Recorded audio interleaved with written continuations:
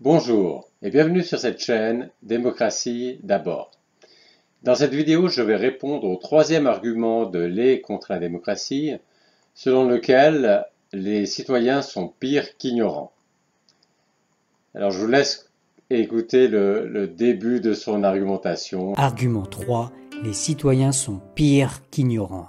Littéralement, la démocratie, c'est le pouvoir au peuple. Et ça, en fait, ce n'est le cas dans aucun pays démocratique. Dans tous les pays démocratiques, il y a même une grande sous-partie de la population qui n'a pas le droit de candidater pour devenir représentant, ni même le droit de voter lors d'élections démocratiques. Vous voyez de qui je parle? Je parle des mineurs, des moins de 18 ans. Nos démocraties interdisent à ces trop jeunes citoyens de participer à la vie politique. Pourquoi? L'explication la plus avancée est que ces mineurs sont trop ignorants pour que leur voix doive compter. Mais à ce jeu-là, ils sont loin d'être les seuls. Si un jeune de 17 ans est trop ignorant pour voter, on peut légitimement se demander si ce ne serait pas aussi le cas de la plupart des adultes. Et oui, parce que je ne suis pas sûr que le taux de succès au bac de la population adulte soit supérieur à celui des jeunes de 17 ans. Eh bien là, c'est déjà mal parti. Si on va dans cette direction, on voit venir que une proposition de donner le droit de vote à ceux qui ont le bac et seulement à ceux qui ont le bac, et c'est complètement déraisonnable. Premièrement, parce que quand on vote sur un sujet, c'est d'abord une question de valeur. Disons, c'est de savoir est-ce qu'on veut aller plutôt dans cette direction ou plutôt dans cette direction-là. Et ça, c'est d'abord une question de valeur. Donc il n'y a pas de raison de penser que ceux qui ont le bac, leur préférence serait plus importante que ceux qui n'ont pas le bac. Deuxièmement, il ne faut pas surestimer ce que les étudiants apprennent quand ils acquièrent le bac.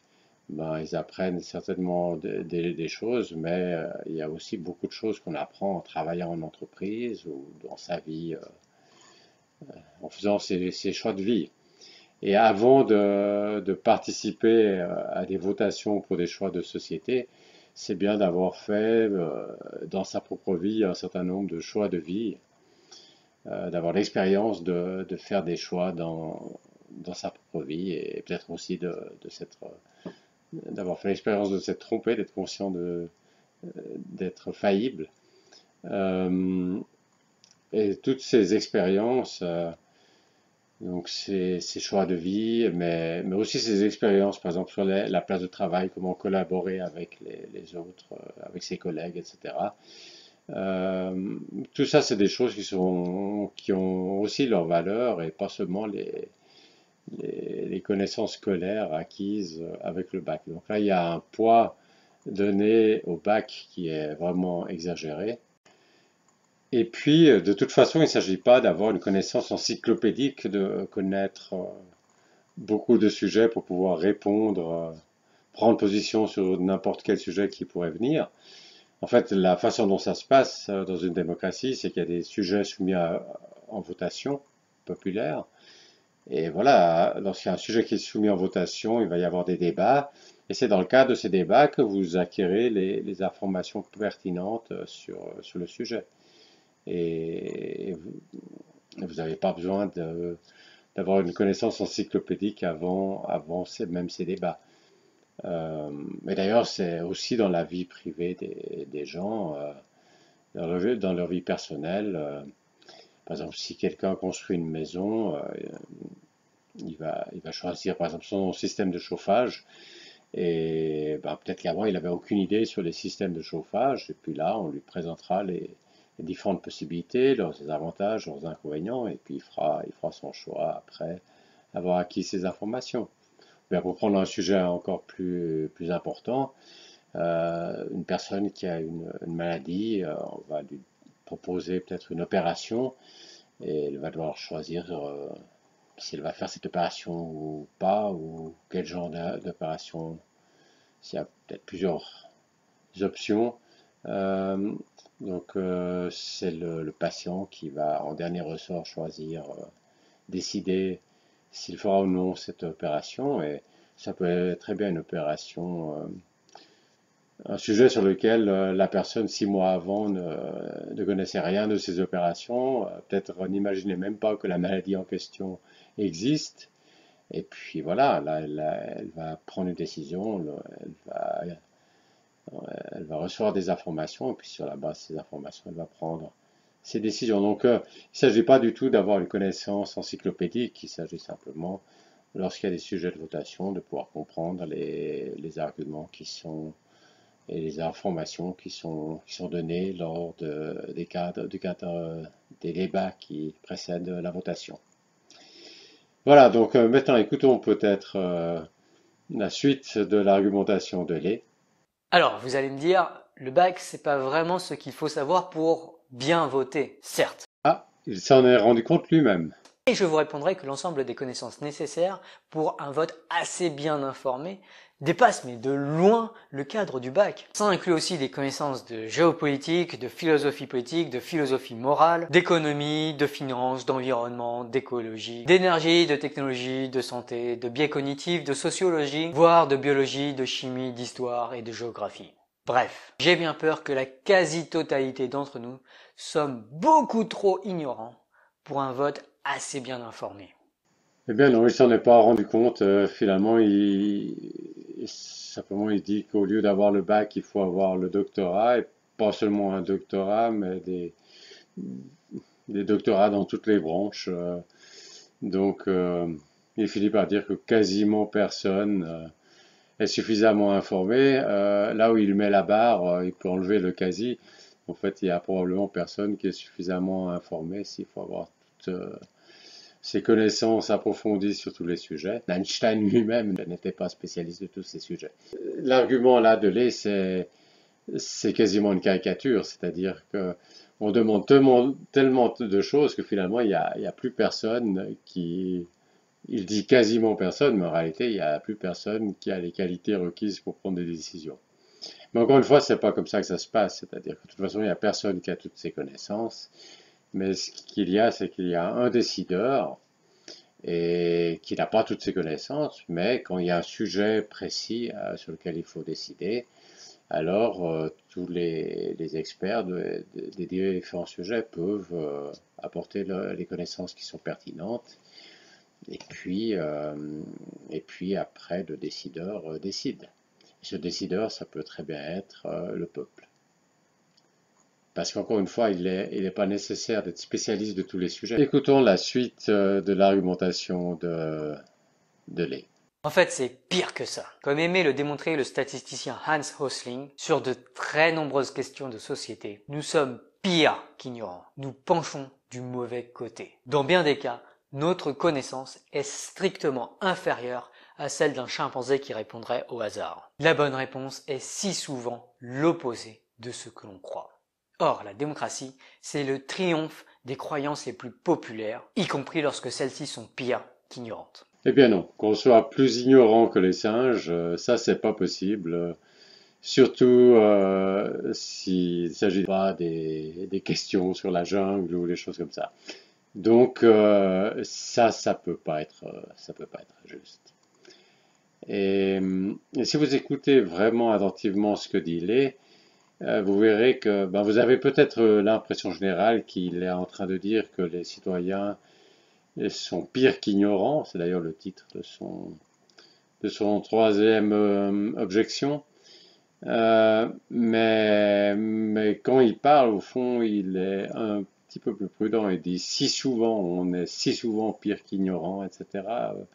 Il dit pas toujours, il dit pas le plus souvent. Et effectivement, qu'on répond de façon plus fausse que si on avait répondu au hasard, ça paraît pas possible, sauf dans des exemples spécifiques et probablement qu'on peut construire des questions de sorte à ce que vous répondiez plus faux que si vous aviez répondu au hasard. Et oui, une façon de le faire, c'est de prendre quelque chose qui a un trend, par exemple, qui augmente, et puis vous avez appris sa valeur, vous avez un peu de retard sur l'information et vous connaissez sa valeur dans le passé et vous n'êtes pas tout à fait au courant que ça a monté. Alors, si on vous pose la question, est-ce que c'est ceci ou cela, vous risquez bien de répondre ceci parce que c'est ce que vous avez en tête. Alors que si vous tiriez au hasard, vous avez que ces deux possibilités, vous mettriez, il y aurait 50% des gens qui répondraient là, puis 50% qui répondraient l'autre. Donc ça, c'est l'exemple du singe. Donc on voit bien comment on peut construire comme ça des questions où on tend à répondre plus mal que si on avait répondu au hasard, donc on tend à être pire qu'ignorant. Et c'est assez intéressant et c'est assez pédagogiquement, c'est une bonne idée. Mais de tirer de là l'affirmation que les citoyens sont pires qu'ignorants, donner le sentiment qu'ils sont de façon générale pires qu'ignorants, ça c'est quand même assez faux. Et même si formellement les prudents il dit si souvent, etc., il dit pas la plupart du temps. Mais quand même l'impression générale qui se dégage de son argument là, c'est que la plupart du temps on est pire qu'ignorant. Et ça c'est simplement faux. Ça c'est un premier point. Le deuxième point, c'est que si vous regardez, je vais remettre peut-être l'image d'une de ces questions, eh bien moi, je veux dire, ça fait très longtemps que pour une votation sur un sujet en Suisse, c'était une information pertinente. C'est-à-dire que il m'arrive très rarement de voter sur un sujet où ça, c'est une information qu'il faut que j'aille. Et puis si c'est une information qu'il faut que j'aille, eh bien elle viendra dans le cadre des débats. Donc j'ai pas non plus besoin de tout savoir sur tout. Ça viendra, comme je l'ai déjà dit auparavant, ça vient dans le cadre, les informations pertinentes viennent dans le cadre des débats qui précèdent la votation. Et un autre point, c'est la question de savoir est-ce que les experts, est-ce qu'ils savent mieux, disons, les gens cultivés, les gens qui savent bien des choses, est-ce qu'ils savent mieux? Parce que juste dire que les gens sont ignorants, c'est une chose, mais est-ce que les gens ordinaires sont ignorants, c'est une chose, mais est-ce que les gens bien cultivés, est-ce qu'ils sont moins ignorants? Eh bien, c'est intéressant, j'ai repris la vidéo de ce statisticien. Et un peu plus loin, il parle des journalistes. Et pas de ce qu'ils mettent dans leurs journaux, mais simplement dans des conférences, ils leur posent des questions, ces mêmes questions, et puis regardez vous-même le résultat. I bet no member of the media passed the test, he said. So Ola told me, take these devices, you are invited to media conferences, give it to them and measure what the media know. And ladies and gentlemen, for the first time, the informal result from a conference with US media. And then lately from the European Union media. You see, the problem is not that people don't read and listen to the media. The problem is that the media doesn't know themselves. Mais ce qu'on voit, c'est que les journalistes, finalement, ils sont pas... Alors que c'est les experts de l'information, hein, c'est ceux qui devraient savoir les choses. Eh bien, les journalistes, finalement, ils savent pas mieux que les autres. Et ça signifie que même si vous arrivez à la conclusion que les gens sont très ignorants, ça ne veut pas encore dire qu'il faut limiter le droit de vote, par exemple, aux gens très cultivés, parce qu'ils ne sont pas nécessairement moins ignorants. Et puis un dernier point que j'aimerais souligner, c'est que si on dit qu'une personne est ignorante sur un sujet, il faut voir que les connaissances pertinentes sont liées aux valeurs de cette personne. Selon ces valeurs, ce n'est pas les mêmes connaissances qui seront nécessaires. Je vais peut-être illustrer ça par un exemple pour que vous compreniez bien. Imaginez un Américain qui va voter à l'élection présidentielle. Il y a les deux candidats qui ont des chances de gagner, c'est le candidat républicain et le candidat démocrate.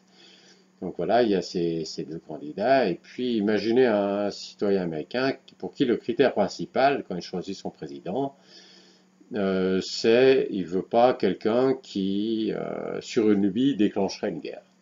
Alors, bon, un président quand même qui défend le pays s'il est attaqué, mais pas qui déclenche une guerre comme ça sur une lubie. Et imaginons que les deux candidats principaux, il y en ait un qui soit très sérieux et dont on voit bien qu'il ne déclencherait pas une guerre sur une lubie.